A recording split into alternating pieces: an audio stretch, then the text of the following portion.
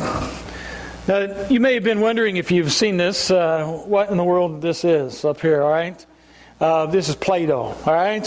How many ever played with Play-Doh or modeling clay as a kid, or your grandkids have had it and things like that? And it's always a great thing, and usually you grab a hunk of it and you kind of have an idea of what it is that you might want, and you begin shaping it. There's different stages of shaping it. So you start out with something like that, and you make a figure like that, and then you can add some legs to a figure like that, and that's the second stage, and then finally you come up with something that looks like this, okay? Now tell me, what is this? Rhinoceros. Oh, phew. That makes my day, because I was really worried that I'd hold this up and it's a kitty cat or something like that, Well, yeah, that is a rhinoceros. Not a bad-looking rhinoceros. But it took a little bit of time to, shape this. Started with something like this and ended up with something like that. The whole idea is that to mold, to shape, to form something into something better than it was at the beginning. And that's the whole idea many times when you start out with a hunk of clay or something like that and create something. Well, this morning I want us to begin thinking about, as we enter into this month, on the whole idea of making an impact. Making an impact.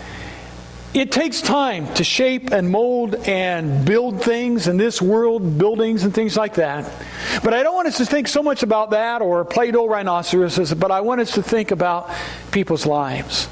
I want us to think about what it means to shape people's lives. When you think about Jesus was a person who changed the lives of people he came in contact with. He remolded them, if you would. John chapter 4. Jesus sits down by a well. He'd sent his disciples in to go get some lunch. And this woman comes up to him. We know her as the woman at the well. The woman at the well met Jesus as an immoral sinner, an outcast from society. And she leaves Jesus as a spokesman for his love and an evangelist, and gets the whole town and brings them back so that they too could know who Jesus is. In John chapter 9, Jesus comes across a blind beggar. The man, when he first encountered Jesus, could do nothing on his own. But Jesus touched his life, and he left Jesus a whole man. Jesus gathered a bunch of guys around him. Some of them are smelly old fishermen. One of them was a tax collector. Others were political zealots, activists of their day. And he took their lives, and when they began to follow him, they were in all kinds of different occupations, life, places, things like that. But when he left them, they all were his hands and feet and heart to go out and change the world.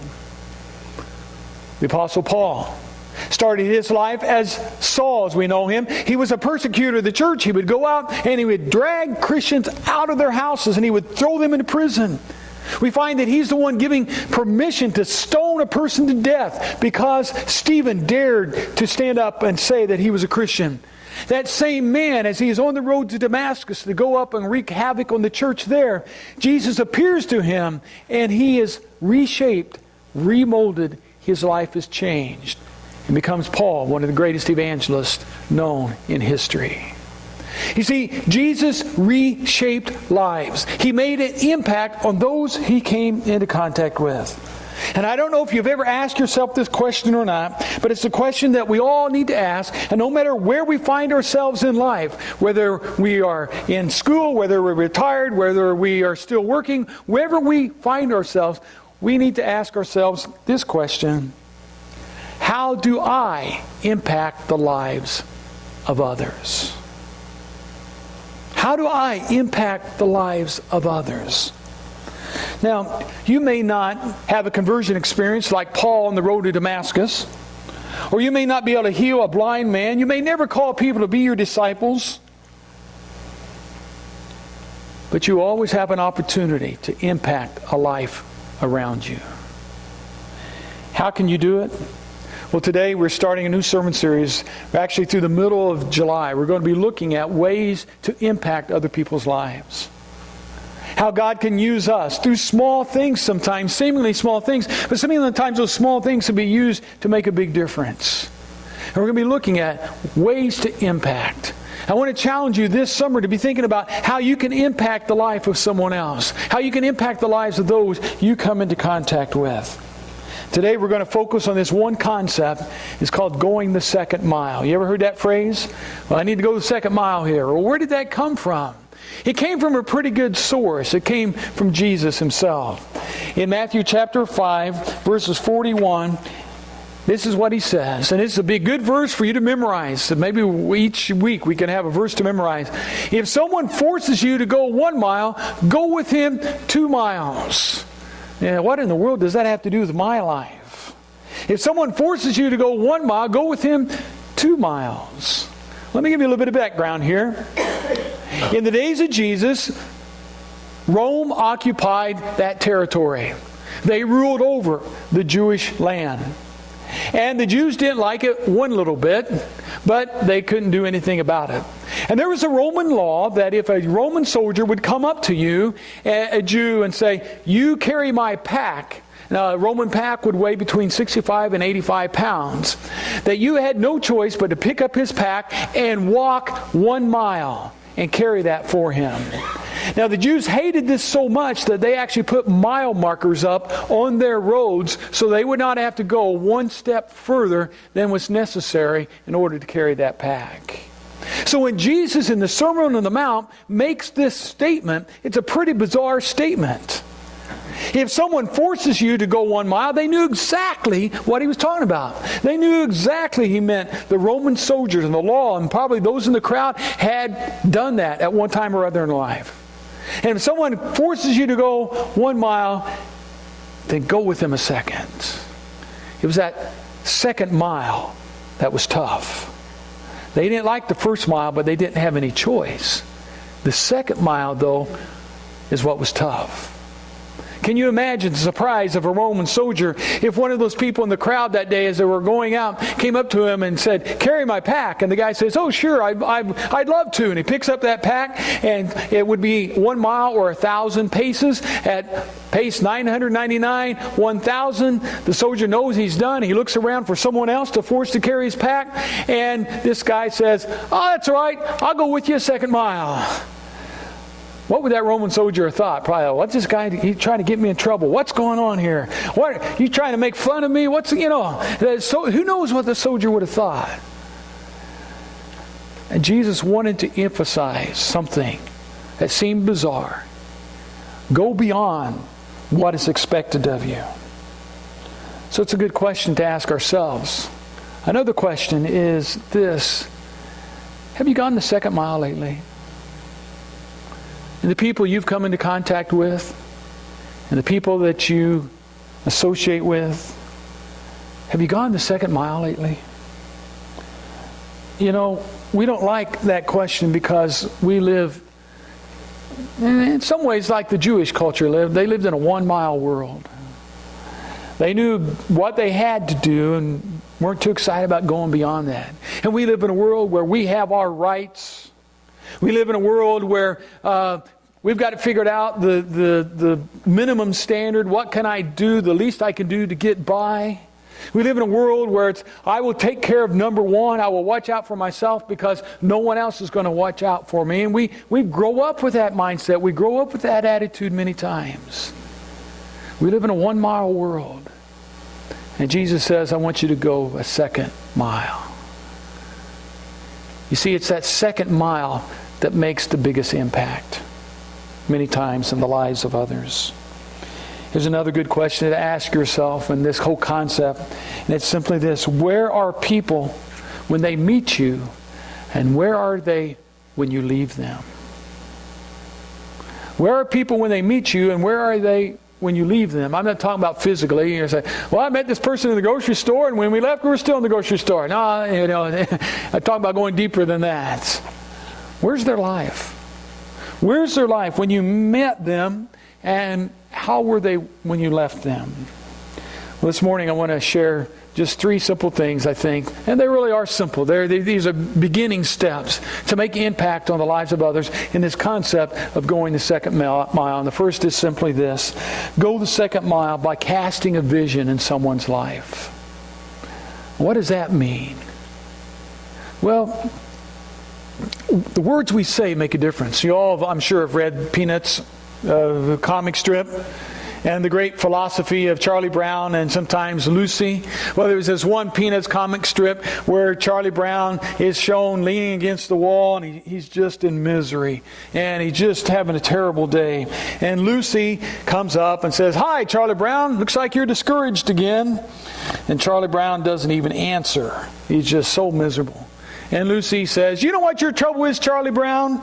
And before Charlie Brown could give a response, Lucy said, "Well, I'll tell you what your trouble is. You are just you." And Charlie Brown looked at her and said, "Well, what can I do about that?" And Lucy replies, "I don't pretend to be able to give advice. I merely point out the trouble." And then she goes on. Well, Lucy didn't exactly build him up and cast a vision in his life at that point. What am I talking about here? Casting vision in someone's life. Sometimes going the second mile means saying something that casts a vision, that creates a picture for that person of what they could be. Andy Stanley, son of Charles Stanley. Andy Stanley's a preacher. He's written a lot of books now. He has one by the title Visioneering. And it's a great book. It's mainly about casting vision for churches and where you can go as God leads. But Andy, in his book, changes the topic on this one particular chapter. And I want to read you a portion of this. The chapter opens with this quote: "Treat people as if they were what they ought to be, and you will help them become what they are capable of becoming." Then he goes on to say, in this chapter, we're going to depart from the storyline just a bit in order to explore one additional facet of vision casting. Most of the vision casting you do will have very little to do with what could be or should be as it relates to your life. The majority of the visions you cast will be centered on other people and their futures. Let me explain. We are all vision casters. We cast visions for people all the time. Chances are you cast a vision for someone today. It wasn't intentional. It probably wasn't life-changing, but along the way you made a comment to someone about what could or should be in his or her life. It may have been positive. You will probably outsell everybody in this office. Or it may be negative. I don't think you were cut out for sales. Affirming, honey, you can do anything you set your mind to. Or discouraging, you will probably struggle with the rest of your life, for the rest of your life with that. Comments such as these shape one's picture of the future. Words point people in a direction. They plant mental seeds. Words can make or break a self-image. So in a way, we are all vision casters. Every relationship is a potential vision casting opportunity. The position we hold in people's lives determines the weight of our words and thus our potential to shape their future. The words you say can make a difference. It may cast a vision in someone's life. When I was a freshman in high school, our church had a vacation Bible school, and the preacher asked me to head up a contest between the boys and the girls. It was an attendance contest, and we counted how many Bibles, and they got points for Bibles, points for bringing a friend. And every day I'd get up at the end and say, hey, the boys are this many points, and the girls this many points. And I just did it. I didn't even think about it as far as having to get up in front or something. And at the closing program that coming Sunday night, I got up and kind of did that all and gave the report and things. And really didn't think anything of it. On the way out, this guy comes and says, "Jeff, have you ever thought about being a preacher?" I said, "No, why?" He says, you ought to do that. I think God could use you in that way. And I'm not saying that was the moment I heard the call into the ministry, but you know what? I never forgot that. And I went on through high school, and I was going to become an architect. I enrolled in Ball State University, the College of Architecture, and I was going to go on, get my architectural degree, and do all those things. And but to make a long story short, God kept opening doors to go into Bible college, and He kept closing doors to pursue architectural and here I am. What that person did, and other people in that church did, is they cast a vision in my heart and my life by simple little phrases that they said. Your words may cast a vision in someone. It may be simply a word of encouragement. Paul says it so well in 1 Thessalonians 5:11. He says, therefore encourage one another and build each other up. Your word of encouragement may make a big difference in someone's life. I was in an airport, can't remember which airport it was, but it was one of those deals where you're transferring planes, had some time, had to get something to eat. And I sat down in this restaurant, and there was this one young man there. He was working like crazy. He was cleaning tables, he was serving food, he was doing everything that needed to be done. He did not stop the entire time that I was there. And to be honest with you, the other people in the restaurant, they were kind of doing the 1 mile deal. They were trying to figure out what they could do to get by. And I just went up to him afterwards and I said, you know what? You're the best worker I've seen. Good job. Now, I don't know if that changed his life or anything like that, but it's just an illustration of how easy it is for us. When you see somebody that's doing a great job, just say, hey, doing a great job. There's times I think as I go in various retail stores or restaurants and things, you know, there are people I would, if I had a business, there would be people I would hire just by the way they worked, on how I watched them. And there would other people I would not hire whatsoever. Maybe we need to be encouragers to those that we see doing a great job and say, hey, doing a great job. Appreciate that. Cast a vision in someone's life. Make a difference. Wherever God places you, it may be maybe one of the kids you see running around here on Sunday mornings or Wednesday nights. It might be a coworker. It might be someone who delivers your mail. Who knows who that person might be? But go the second mile by casting a vision in their life that they are special. They are special.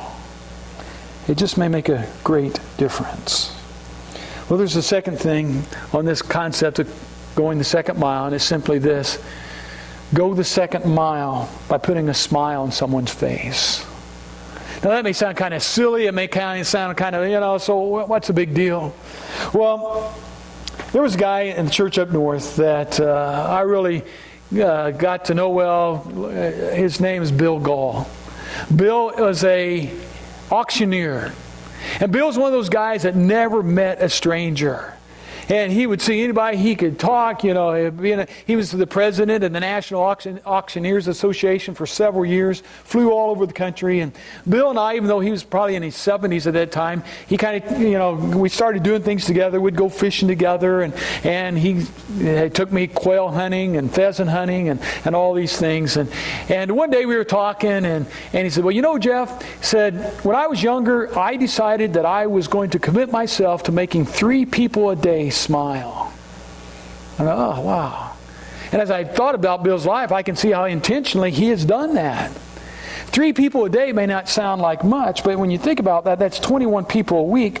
That's 1,092 people a year, and over 50 years, and he'd been doing that well over 50 years, 54,600 people that he's just made smile.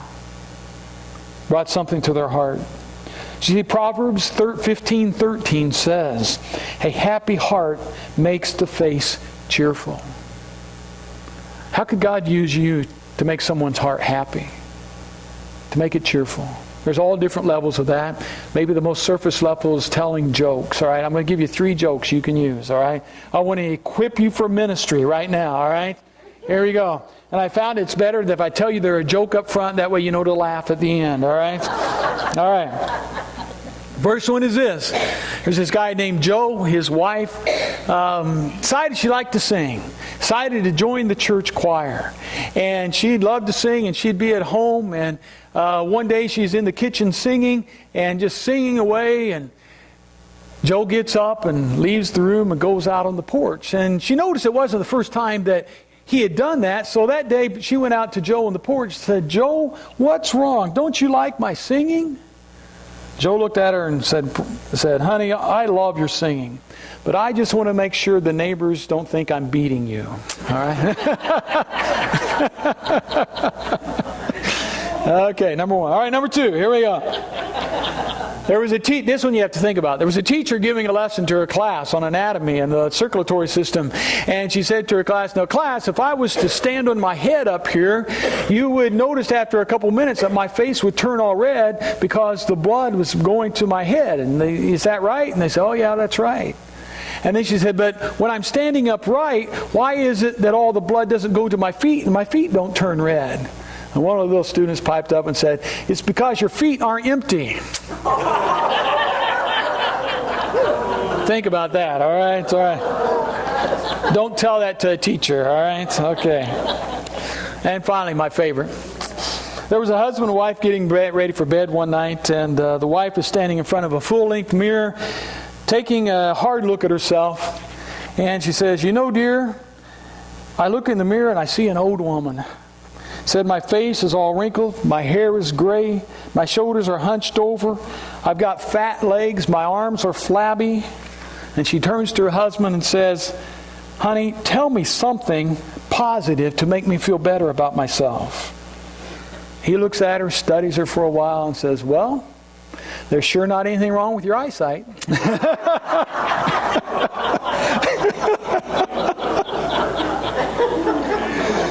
Okay, all right, moving right along. What's the point? You know, Jesus told us to be salt and light in this world. And sometimes that just means bringing an encouraging word to someone else's life. To share with them that it's your life is something that we can enjoy. Go the second mile. Be the hands, feet, and heart of Jesus in such a way that you might bring a smile to someone else's life because the love you have in your heart for God. Third thing, simply this. Go the second mile and let someone know you care. Let someone know you care. There's a cliche out there, and you've heard it probably. It says, people don't care how much you know until they know how much you care. And even though that's a cliche, that's a great cliche. That's a great saying. And it's so true. People don't care how much you know. They want to know how much you care. And when we think of our lives and the way we interact with people, sometimes going that second mile is the way to show that you really do care. Doing that which they didn't expect. Going that extra effort. Doing that extra thing. Read a story, and I'll try to make it shorter. It's a rather long story, but the story is told that on August 14th, 2003, there was a large blackout. Maybe you remember this. I remember it a little bit. There was a large blackout on the eastern seaboard. It was the largest blackout in American history. Several major grids went down, and the whole eastern seaboard was without power. And it's a true story. There was a guy by the name of Paul Janellis. He'd been on a waiting list for an organ transplant, for a liver transplant. And on that day, August 14th, about midnight, the hospital got notified that an organ had come available. The challenge was, now there was no power.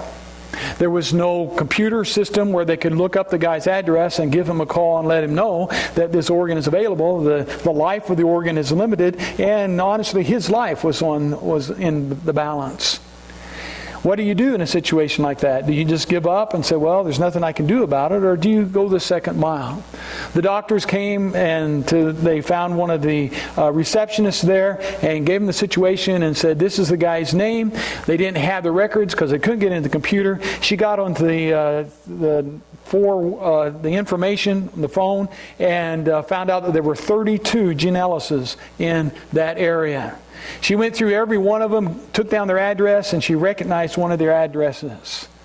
So she took that address, she called the local police there in the city that they lived in and gave them the situation. And at 4:15, the local police went and knocked on the door of this family and said, there is an organ, the liver is there at the hospital. We need to get you to the hospital. The police contacted a helicopter service. The helicopter service landed on their lawn, put him in the helicopter, flew him 45 miles to the hospital. When they got there, the hospital was running on generators, so they were actually heating the operating room hotter than it needed to be. They made all these adjustments. The entire staff went the extra mile. They were able to do the operation on generated power, and literally saved the man's life. All because a bunch of people decided to go a second mile because they cared. I just challenge you. Be willing to go the second mile. To let the love of Christ just flow through you. Take a few moments and reflect. I want you to just a few moments to reflect on someone that went a second mile in your life. That somewhere along the way, my guess is that there was maybe a grandparent, or a grandfather, or a grandmother, or maybe a mom or a dad, maybe a teacher, maybe a Sunday school teacher, maybe even a minister, maybe a friend, that when everyone else stopped at the 1 mile marker, they went on to carry the load. And that person made an impact on your life. That's all that Jesus is asking us to do. Go that second mile. Do what's not expected of you. Last question. What are you going to do to make an impact on someone's life? Only you can answer that. But I believe that God can use every person in this room to make a difference in someone else's life. Go cast a vision in someone's life. Go make an impact wherever God places you in life. Let's pray.